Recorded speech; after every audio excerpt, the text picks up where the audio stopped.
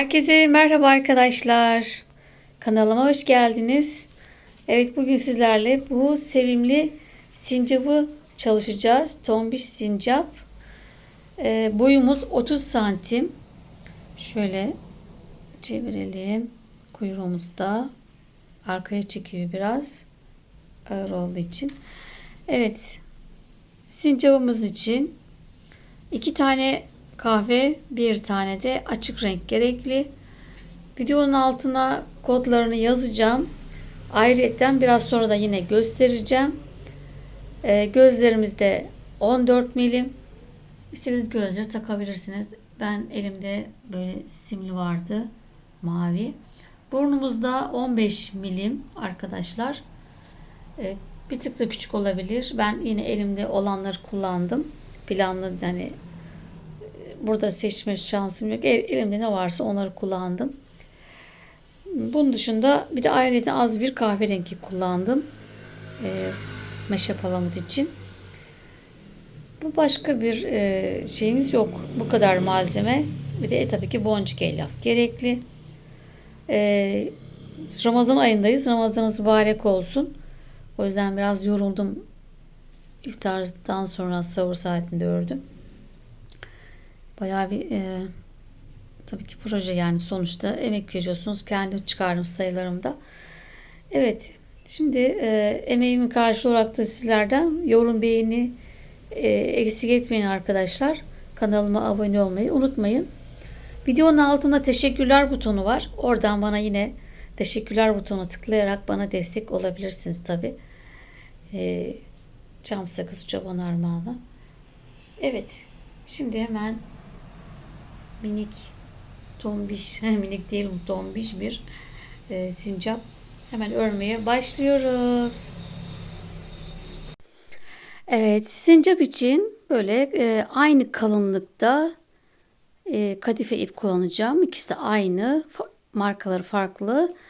İkisi de yani 100 metre, pardon, 100 gram 120 metre. Bu da 120 metre, bu da 120. Yani Alize Belitto mesela kalın, o daha az metresi. Onu da ördüğünüzde mesela bundan bir yumak çıkacaksa onda 2 yumak gerekli arkadaşlar. Ona da örebilirsiniz. Kalın kadifelerle de örebilirsiniz. Sadece yumak sayısı tutmaz. Aynı olmaz. Bunun için etrofil yonca kullanacağım. Dediğim gibi şurada 100 gram 120 metre. Renk kodumuzda 70.754 arkadaşlar. Şöyle yakından size göstereyim. Diğer renk içinde Knit Me Hello var elimde. Bununla yapacağım açık rengimi. Siz daha böyle kremsi, tatlı renklerde yapabilirsiniz. Ben elimdekiyle yapıyorum şu an. Bu da yine 100 gram 120 metre. Renk kodu 907. Evet. Şimdi hemen gövdemizle başlayalım. Bu arada gözlerimiz, şu an buna tam emin değilim. Bunu ileriki tam kafaya geldiğimde karar vereceğim.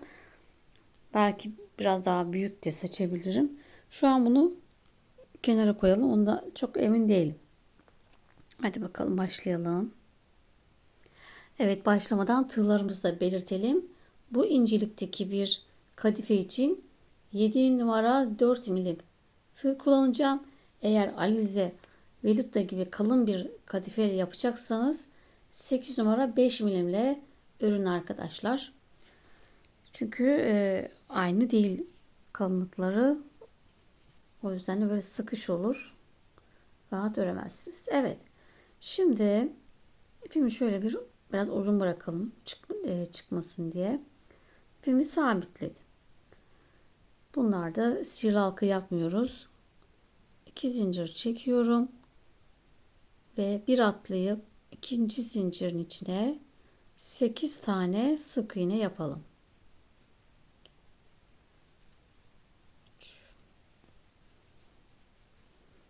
4 5 6, 7 ve 8. Hemen araya ipimizi takalım. Şuraya bir ilk baştakine batıp ilmek kaydırdım. Bir zincir çektim. Sadece burada ilmek kaydırıyorum. Daha sonra döne döne devam edeceğiz. Hemen ipimizi takalım. Şuradan bir ip aldım. Sıra başımızı belirleyelim.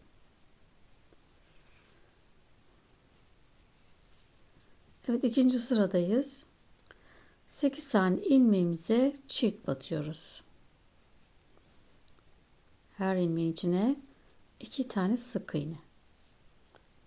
Sıra sonuna kadar devam edelim. 8 tekrar 16 sık iğne olacak sıra sonunda.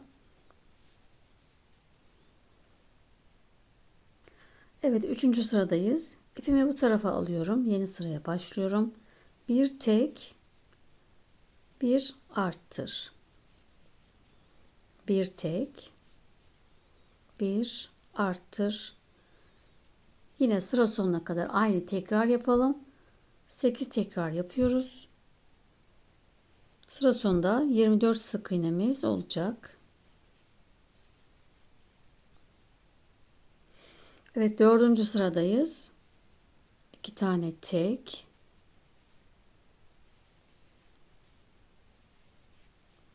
bir arttır, çift battım. Yine 2 tek, bir arttır. 8 tekrar yapıyoruz. 32 sık iğneye ulaşacağız. Evet, 5. sıradayız. 3 tane tek, bir arttır. Yine 8 tekrar yapalım. 3 tek, bir arttır. Sıra sonunda 40 sık iğneye ulaşacağız.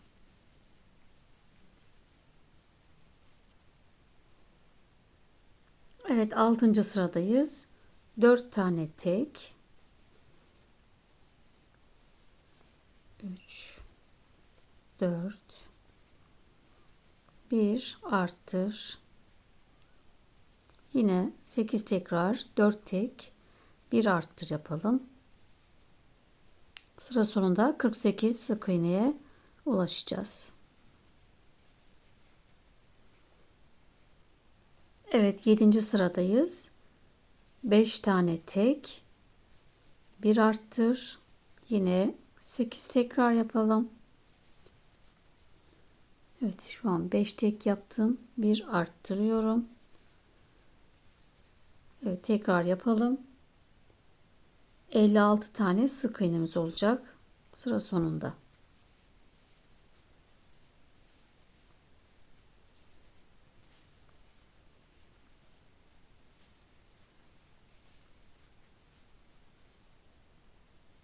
Evet, 8. ve son arttırmadayız.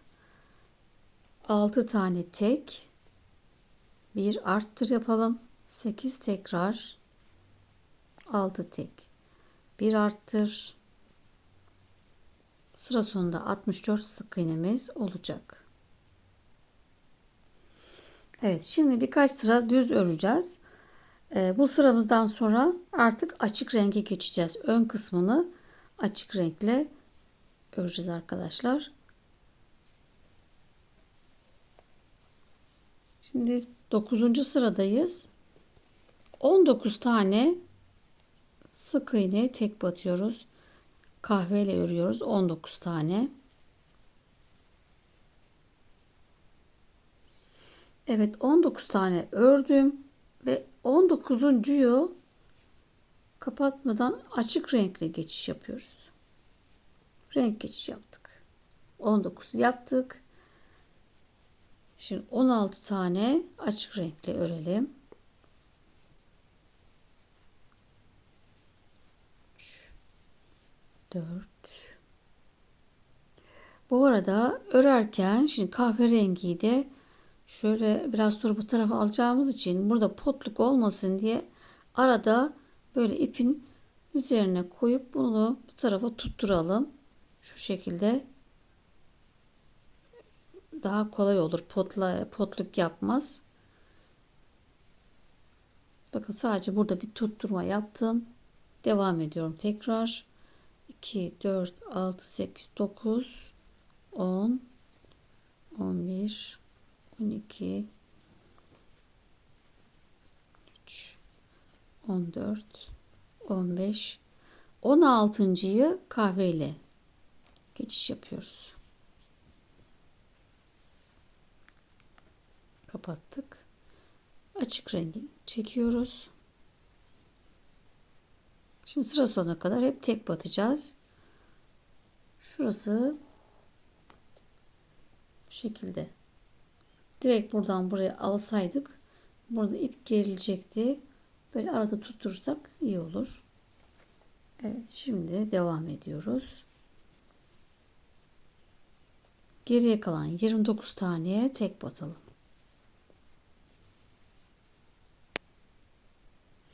Evet, 10. sıradayız ve yine başlangıçtan itibaren 19 sık iğneye tek batıyoruz. Aynı işlem yapacağız.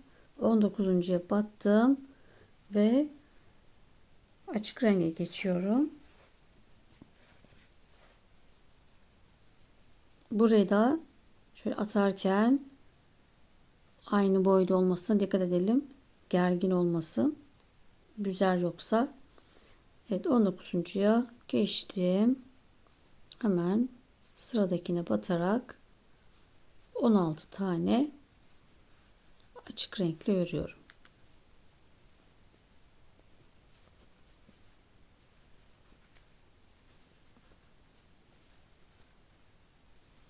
Yine arada kahve ipimi tutturacağım. Bakın tam ortaya geldi. Battım. Kahveyi tığımın üstüne koyuyorum. Bunu da arada örüyorum. Buraya tutturdum.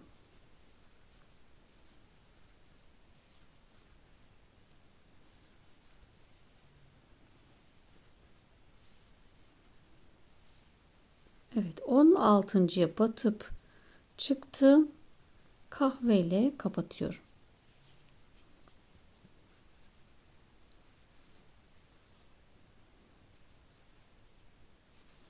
Tekrar sıra sonuna kadar 29 tane ilmeği tek batıyoruz. Açık rengimle arkadan şöyle çektim. Bu şekilde örgümüz.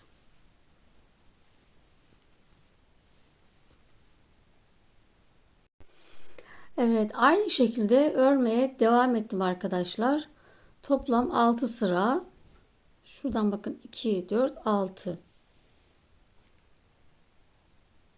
Yani 9. sıraydı. Bu 9, 10, 11, 12, 13, 14. Şimdi 15. sırada azaltma yapacağız. 6 tek bir azalt yapalım. Sıra sonuna kadar.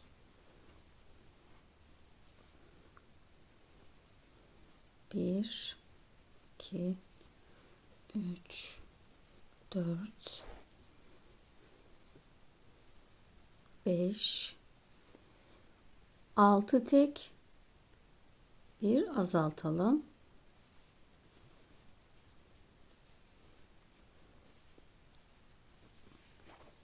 Sekiz tekrar yapıyoruz. Toplam 8 tane azaltma yapacağız. Buraya geldiğimizde yine aynı renk geçişi yapıyoruz. 3, 4, 5, 6, bir azalt, 1, 2, 3'e geldiğimde açık renkli öreceğim.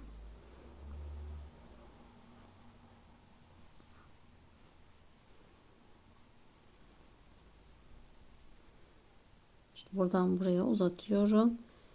Böyle gevşek bırakıyorum. Potluk yapmasın diye. Şimdi kapattık. 3 tane örmüştüm. Kahveyi de arkadan çekmeyi unutmayın. 3 ördük. 3, 4, 5, 6 tek, bir azalt. Yine 6 tek, bir azalt. 1, 2, 3. Şu arkaya kahveyi tutturacağım yine. 4, 5, 6, bir azalt.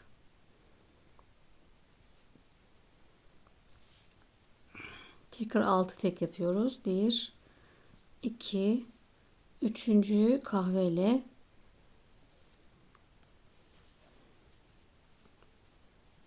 kapatıyoruz. Geçiş yaptık. Bunu da çekiyoruz. 3'tü. 4, 5, 6, bir azalt. Devam edelim bu şekilde sıra sonuna kadar. 56 tane sık iğne kalacak. Evet, azaltmadan sonra 2 sıra düz ördüm. Şimdi yine azaltma yapacağız. 16 ve 17'yi ördük en son. 18. sıradayız. Ve azaltmayı arkada yapacağız bu sefer. Yani bel kısmı, popo kısmı şöyle biraz içe girsin diye. Şimdi bir tane azaltmayla başlıyoruz.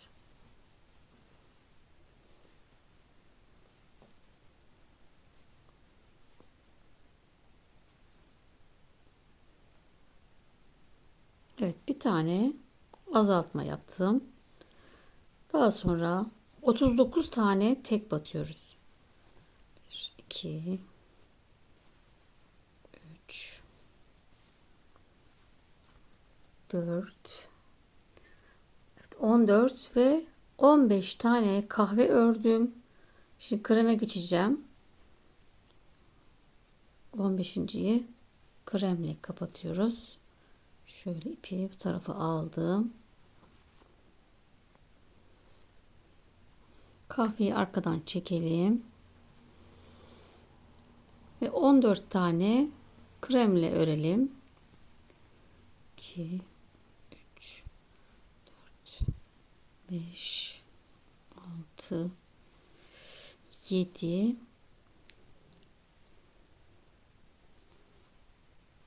8,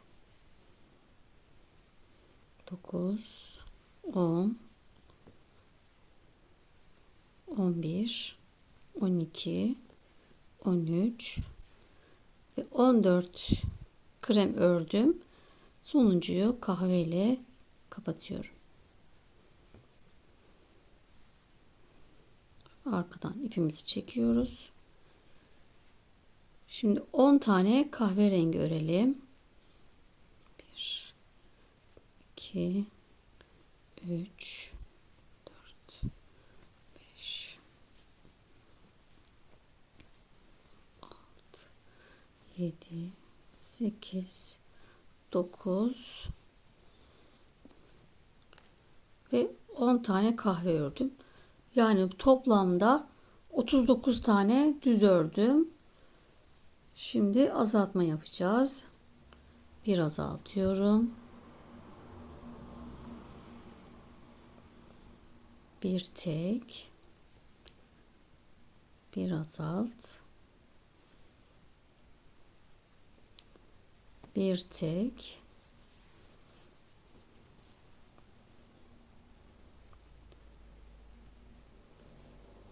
Bir azalt. Bir tek.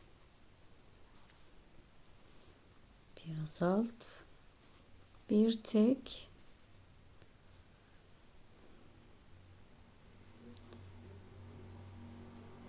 Bir azalt ve bir tek. Altıncı buradaydı. Bir azaltmayla başlamıştık. Tekrar hepsini tek battık. Arkaya da Diğer 5'ini de burada yaptık. Toplam 6 azaltma yapmış olduk. Arkada bir bel kısmına doğru bir çıkışlık vermiş olduk.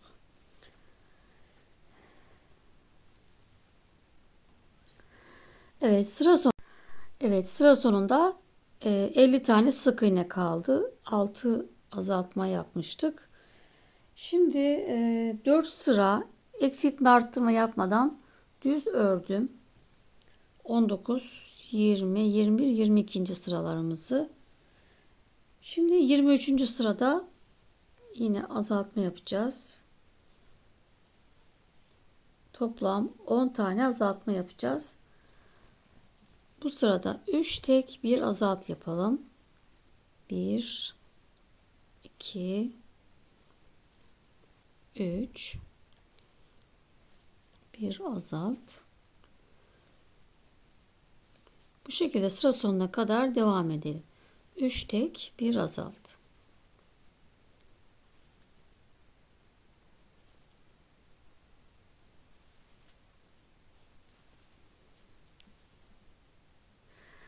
Evet, bu sıramızda 10 tane azaltma yaptık ve 40 tane sık iğne kaldı.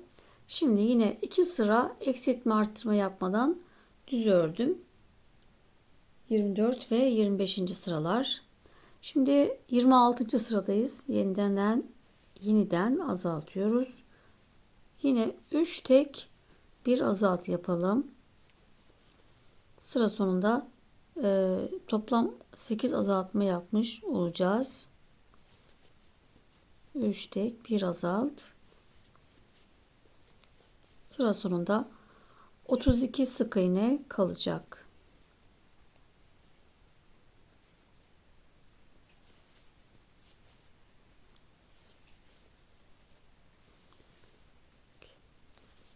Üç tek yaptım. Kreme geçiyorum.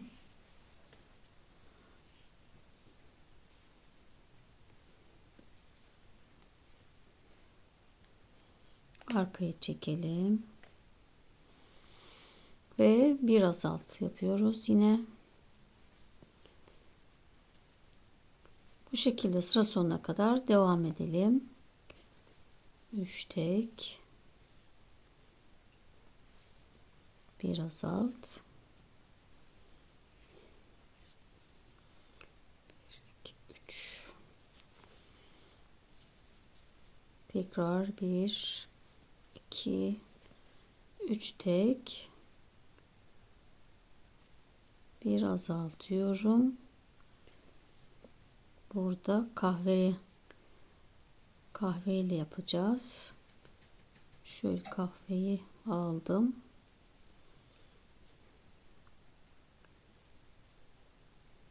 Şunu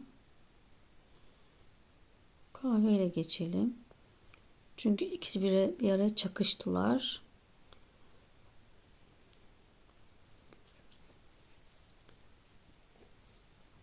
İki tane ördüm.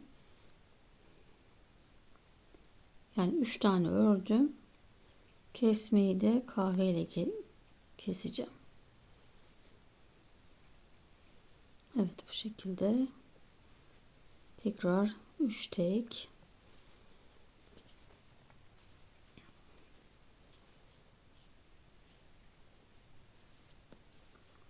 Bir azalt. Şöyle devam edelim. Evet, şimdi 29. sıradayız. Buradaki arttırmalarımızı burada yanak kısmında yapacağız. 7 tane tek batalım. Sıra başımız burada.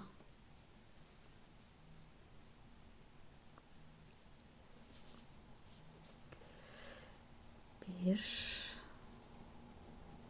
2,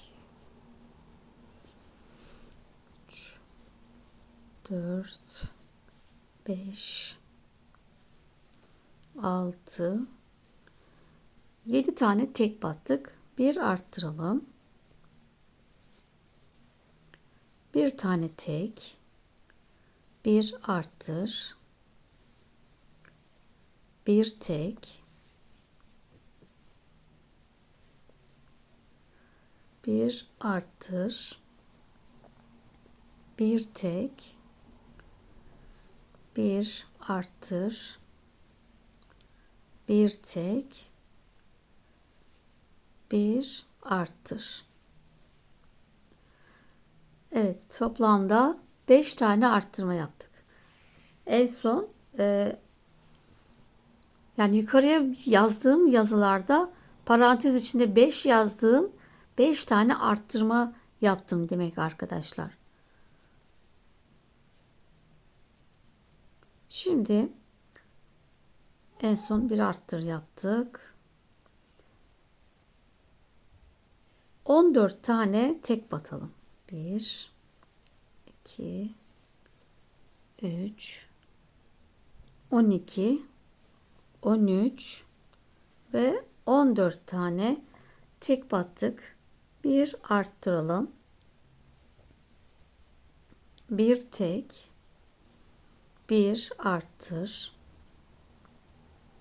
bir tek, bir arttır, bir tek,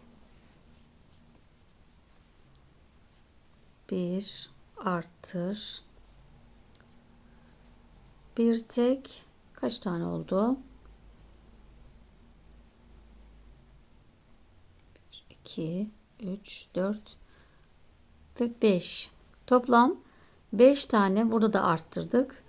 Yani toplam 10 tane. 5 burada, 5 burada. Toplam 10 arttırma yaptık. Geri kalan 9 taneye tek batıyoruz. Ve 58 sık iğnemiz oldu. Evet, yanak arttırmasından sonra şurasıydı. 5 sıra eksiltme arttırma yapmadan düz ördüm. 2, 4, 5. Şimdi 35. sıradayız ve bu arttırdıklarımızı azaltacağız. Aynısını yapıyoruz. 7 tane tek batalım. 2, 3, 4, 5, 6, 7. Bir azalt. Bir tek. Bir azalt. Bir tek.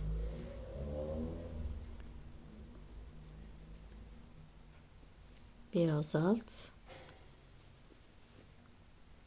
Bir tek.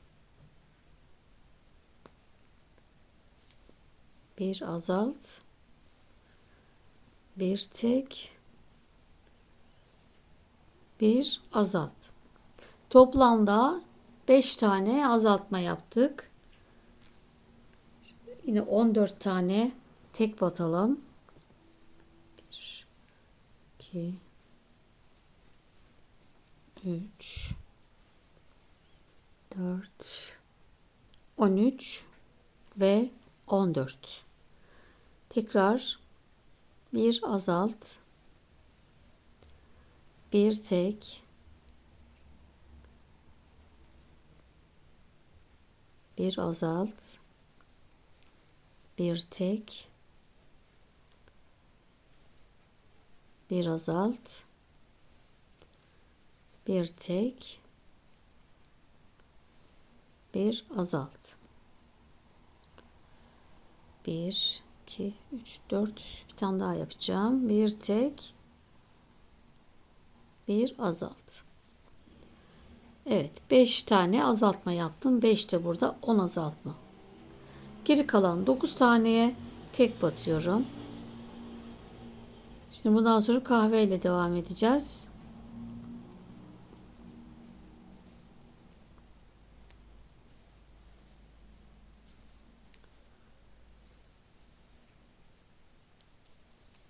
Evet, sıra sonuna geldim.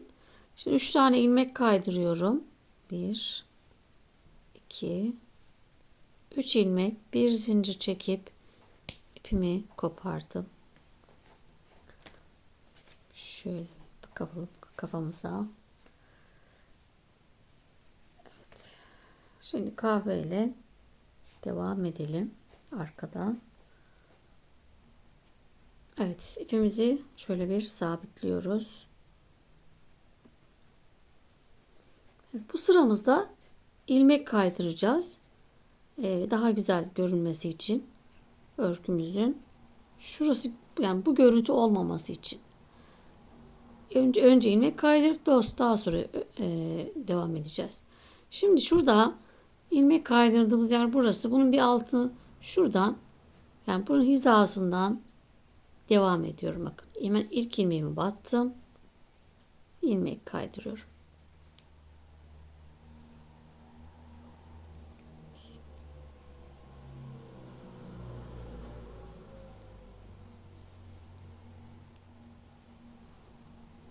Bakın sıradakine şunu arkaya alalım. Batıp çıkıp ilmek kaydırıyorum. Sıra sonuna kadar her ilmeğe bir tane batıp ilmek kaydıralım.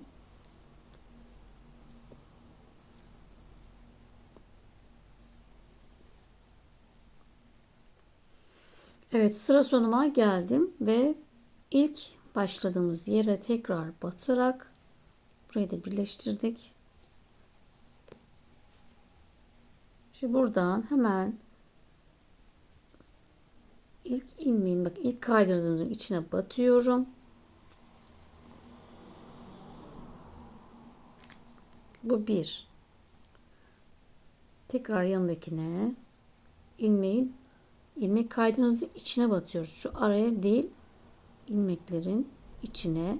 Şu alt hemen arkadaki açık renge de batıyorum ki kalın sağlam olsun, açılmasın. Bu şekilde her ilmeğin içine arkaya da batıyorum. Bir sık iğne yapıyoruz. Hep içlerine batıyoruz. Arkaya da şöyle bir kat aldım.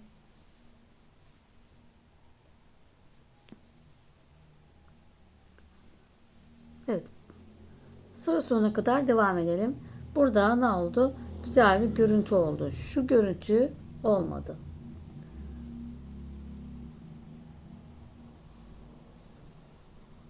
Evet. Örmeye devam edelim.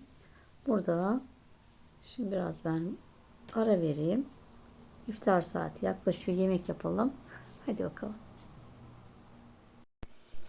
Evet, kahve olan kısmı 4 sıra düz ördüm arkadaşlar. CC yapmıştık. Daha sonra CC'lerin içine sık iğne ördük. Bunlar 1, 2, 3, 4 sıra. Yani 37, 38, 39, 40. 40. sıralar. Şimdi gözlerimizi takalım. Daha sonra azaltmaya geçeceğiz. Şimdi gözlerimin ben yerini belirledim. Gözlerimiz 14 milim. Siyah göz de kullanabilirsiniz bu arada. Hangi renk isterseniz. Tam kahvenin birinci sırasına yaptım. Şurası birinci sıramız. Ortada 9 tane sık iğne olacak. 9 sık iğne ortalıyoruz. Ben şurayı kullandım. Pratik olsun diye bakın. Şurada açık renk var ya, bunun devamını şöyle yaptığımda bakın burası. Bunun yine devamında şöyle yaptığımda burası. Şu gövde kısmındaki beneyi kullandım. Evet, bakın. Burayı zaten bir tane bulduktan sonra 9 tane sık iğne sayın. Bakın mesela şöyle taktık. Şurası hemen birinci sıra, şu bakın. Buraya bunu yerleştirdim. Veya yerleştirme yerim belli zaten. Buradan 1, 2, 3, 4, 5, 6, 7, 8. Burası 9. olmuş oldu. Arada 9 tane. Evet, böyle yerimizi belirledik. Şu yine de şöyle düzgün bakalım. Eşit mi diye. Ve daha sonra kapatalım. Arkalarını kapatıyoruz.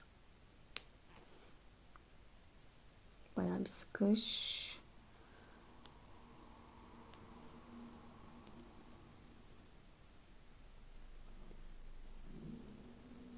Evet, arkayı zor geçirdim arkadaşlar. Böyle zor olduğu zaman şunun üzerine böyle koyuyorum ve dişimle şuraya ısırarak kapatıyorum. Normalde bunun aletleri var, böyle bastırdığınızda kapanıyor. Bende olmadığı için böyle bunu üzerine koyarak direkt dişimi göze yapmıyorum çizilmesin diye. Şöyle kadifeyi üstüne koyup şuraya ısırıyorum yani. Bu benim pratikliğim. Yoksa girmeyecek zaten. Şimdi bir tanesini mühürledim. Bunu da mühürleyelim. Ne olur ne olmaz diye. Gayet sıkış zor girdi zaten ama yine de biz önlemimizi alalım. Şimdi böyle yaktık. Biraz bekliyoruz.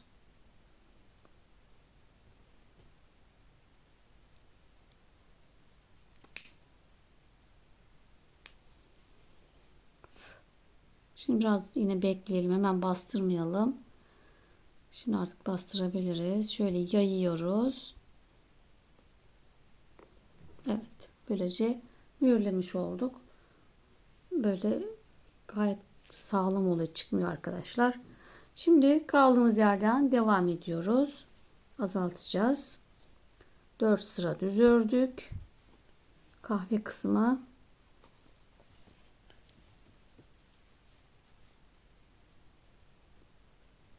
Evet, 41. sıradayız. 4 tane tek. 2 3 4 bir azaltalım.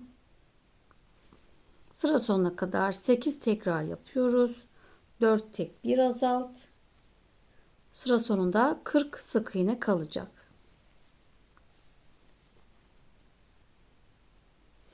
Evet, azaltmadan sonra 2 sıra düz ördüm.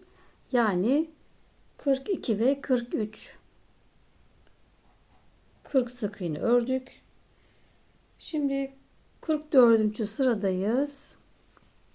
3 tek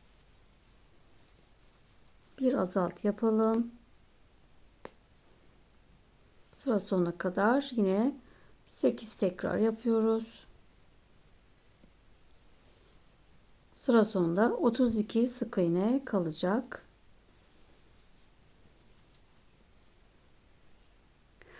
Evet, azaltmamı yaptım. Yeni azaltmaya geçmeden önce artık gövdeyi, kafayı güzelce bir dolduruyoruz. Yanak kısımlarına doğru şöyle bir elimizle birleştirelim. Buraya doğru yoğunluk verelim. Güzelce dolduralım. Şimdi bir daha azaltacağız. Ondan sonra tekrar dolduracağız. Bu şekilde devam edeceğiz. Şimdi 2 tek bir azalt yapacağız.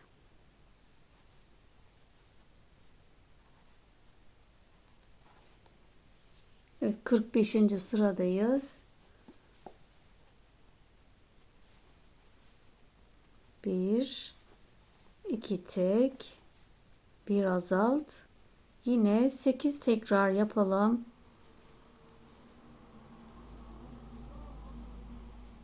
Sıra sonunda 24 sık iğne kalacak.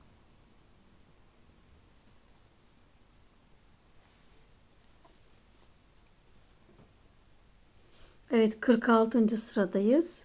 Bir tek bir azalt. Bir tek bir azalt. Yine 8 tekrar yapıyoruz. Sıra sonunda 16 sık iğne kalacak. Sonra doldurmalarımızı güzel yapalım. Son azaltmamızı yapıp kafayı bitireceğiz. Evet, şimdi şu tepemdeki şu boşluğu dolduruyorum. Artık son boşluk doldurmalar. Son azaltma yapacağız çünkü. Şöyle boşluk kalmasın. Aldığı kadar dolduralım.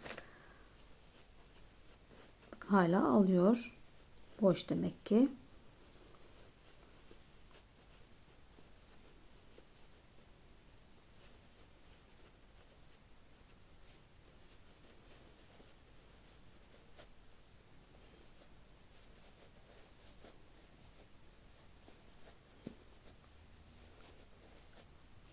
Evet, bu kadar yeterli. Artık doldu. Sıkılaştırmıyorum o kadar. Çok taş gibi olmasını istemiyoruz. Böyle iyi. Şimdi bunu da artık son azaltmamızda yapalım. Burada hepsini bir kapatalım. 8 tane peş peşe azaltıyoruz.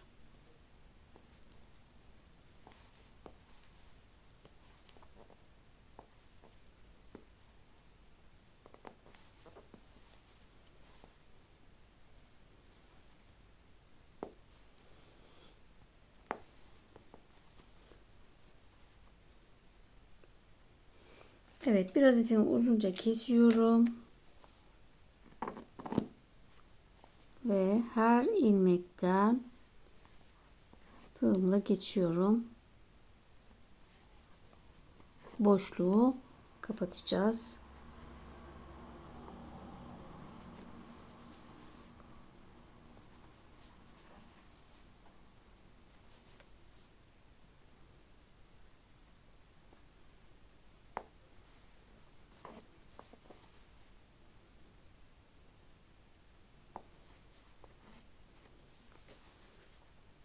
Boşluğumuz kapanana kadar ilmeklerden geçelim. İyice sıfırlansın.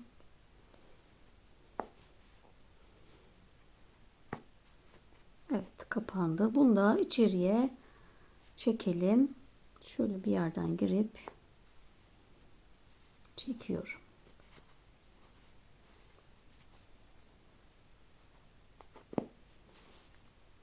Ve kapattık, sıfırladık. Böyle tekrar bir taraftan şuradan yine çekeyim. Kesmeden. Ne kadar uzun olursa o kadar iyi olur. İpler çıkma şansı olmaz yani.